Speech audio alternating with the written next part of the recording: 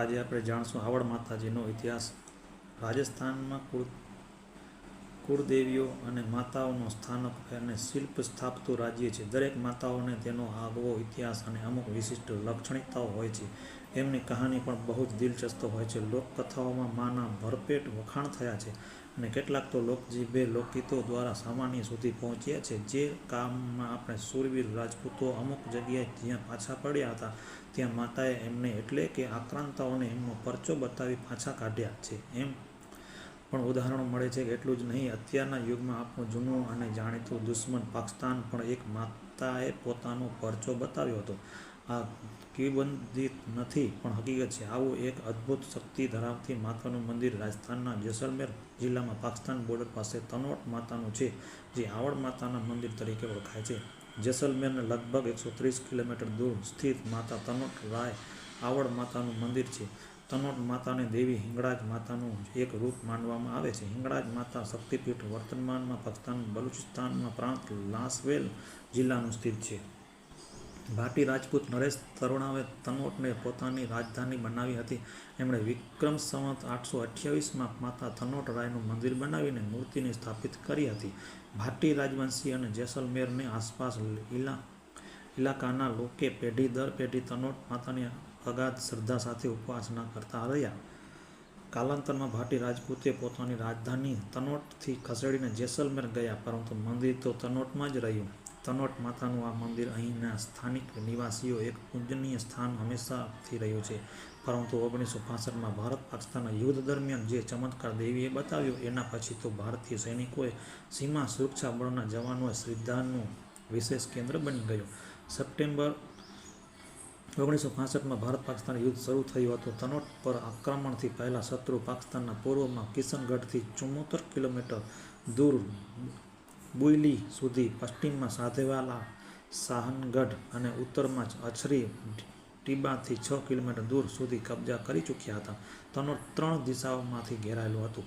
જો શત્રુ તનોટ પર કબજો કરી લે તો આ રામગઢથી લઈને શાહનગઢ સુધીના ઇલાકા પર પોતાનો દાવો કરી શકતું હતું. પણ અંત તનોટ પર અધિકાર જમાવવો એ બંને સેનાઓ માટે મહત્વપૂર્ણ બની ગયું હતું. 7 થી 19 નવેમ્બર 1965ના રોજ શત્રુ સેનાએ 3 અલગ અલગ દિશાઓમાંથી તનોટ પર ભારે આક્રમણ કર્યું. દુશ્મનના તોપખાના જબરજસ્ત આગ ઉગલતા રહ્યા. તનોટની રક્ષા માટે major Jaysinh commander 13 grenadier 1 company અને સુરક્ષા દળની 2 કંપનીઓ દુશ્મનની આખી બ્રિગેડનો સામનો કરી રહી હતી. શત્રુએ જેસલમેરથી તનોટ જવાવાળા માર્ગને ઘટાલી દેવીના મંદિર સમીપ એન્ટી પર્સનલ અને એન્ટી ટેન્ક માઇલ લગાવીને સપ્લાય ચેનને કાપી નાખી. દુશ્મનોએ તનોટ માતાના મંદિરની આસપાસ ક્ષેત્રમાં લગભગ 3000 ગોળા વરસાવ્યા, પરંતુ અધિકાંશ ગોળાએ પોતાનું લક્ષ્ય ચૂકી ગયા. એકલા મંદિરને નિશાના બનાવીને લગભગ 450 ગોળા ફેંક્યા, પણ ચમત્કારી રૂપે એક પણ ગોળો પોતાના નિશાન પર લાગ્યો જ નહીં અને મંદિરની પરિસરમાં પડેલા ગોળાઓમાંથી એક પણ ફૂટ્યો જ નહીં અને મંદિરની જરા સરખી પણ ખરોચ ના આવી. સૈનિકોએ પણ એ માની લીધું કે માતા પોતાની સાથે છે, એટલે કમ સંખ્યામાં હોવા છતાં પૂરતા આત્મવિશ્વાસ સાથે દુશ્મનોના હુમલાઓનો કરારો જવાબ આપ્યો અને એમના સેંકડો સૈનિકોને મારી નાખ્યા. દુશ્મનો સેના ભાગવા માટે મજબૂર થઈ ગઈ.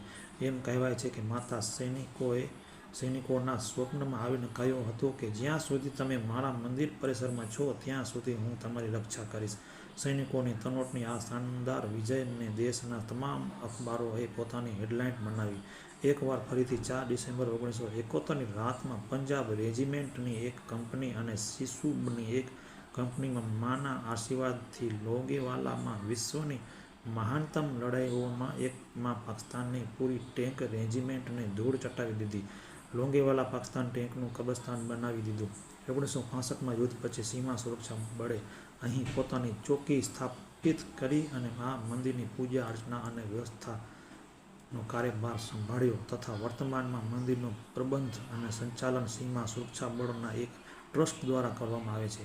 મંદિરમાં એક નાનકડું સંગ્રહાલય છે પણ જ્યાં પાકિસ્તાન સેના દ્વારા મંદિર પરિસરમાં ફેંકવામાં આવેલા બોમ્બ રાખવામાં આવેલા છે, જે ફૂટ્યા નહોતા. સિંહ સુબળ પુરાણ મંદિરના સ્થાને હવે એક ભવ્ય મંદિરનું નિર્માણ કરાવી રહી છે લોંગેવાળા વિજય પછી માતા તનોટ રાયના પરિસરમાં એક વિજય સ્તંભનું નિર્માણ કર્યું, જ્યાં દર વર્ષે 16મી ડિસેમ્બર મહાન સૈનિકોની યાદમાં ઉત્સવ મનાવવામાં આવે છે. દર વર્ષે અશ્વિન અને ચૈત્ર નવરાત્રિમાં અહીંયા વિશાળ મેળાનું આયોજન કરવામાં આવે છે. પોતાની દિવસોની દિવસ વધતી પ્રસિદ્ધતાને કારણે તનોટ એક પર્યટક સ્થળનું રૂપમાં પણ પ્રસિદ્ધ થતું જ રહ્યું છે. બહુ જ પહેલાની વાત છે. મામડિયા નામના એક ચારણ હતા. એમણે કોઈ સંતાન નહોતું. સંતાન પ્રાપ્ત કરવાની લાલચમાં એમણે હિંગળાજ શક્તિપીઠના 7 વાર પગપાળા યાત્રા કરી. એકવાર માતાએ સ્વપ્નમાં આવીને એમની ઈચ્છા પૂછી તો ચારણે કહ્યું કે આપ મારે ત્યાં જન્મ લો. માતાની કૃપાથી ચારણે ત્યાં 7 પુત્રીઓ અને 1 પુત્ર જન્મ લીધો. એ 7 પુત્રીઓમાંથી એક આવડે વિક્રમ સંવત 808માં ચારણને ત્યાં જન્મ લીધો અને પોતાનો ચમત્કાર બતાવવાનો શરૂ કર્યો. 7 પુત્રીઓ દૈવી ચમત્કારોથી યુક્ત હતી. એમણે હુણોના આક્રમણથી ભાડ પ્રદેશની રક્ષા કરી. પૂજારીજીએ જણાવ્યા પ્રમાણે માતા બહુ જ શક્તિશાળી છે અને દરેક મનોકામના પૂર્ણ કરે છે. અમારા માથા પર હંમેશા માતાની કૃપા બની રહેતી છે.